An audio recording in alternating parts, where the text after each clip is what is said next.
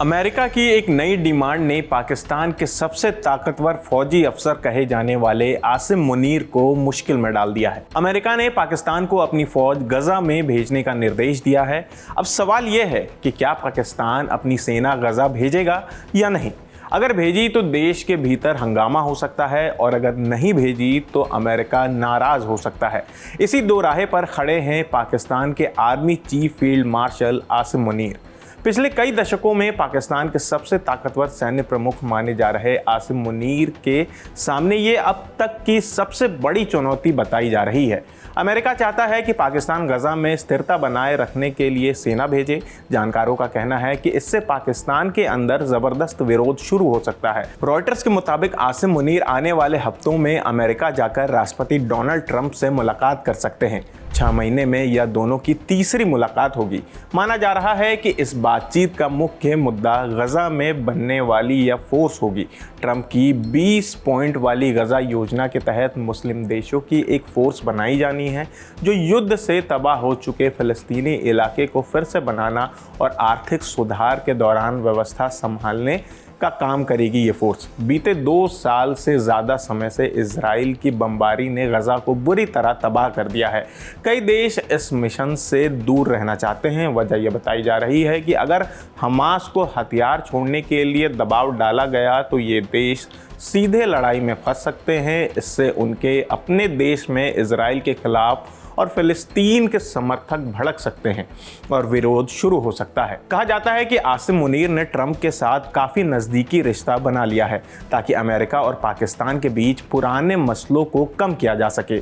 जून में उन्हें white house में लंच पर बुलाया गया था। ये पहली बार था जब किसी अमेरिकी राष्ट्रपति ने पाकिस्तान के आर्मी चीफ को बिना किसी सिविलियन अधिकारी के अकेले बुलाया। वॉशिंगटन में मौजूद थिंक टैंक अटलांटिक काउंसिल के सीनियर फेलो माइकल कुगेलमैन ने इकोनॉमिक्स टाइम्स से कहा कि अगर पाकिस्तान गजा फोर्स में योगदान नहीं देता है तो ट्रंप नाराज हो सकते हैं। पाकिस्तान की सरकार उनसे अच्छे संबंध बनाए रखना चाहती है, खासकर अमेरिकी निवेश और सुरक्षा मदद के लिए।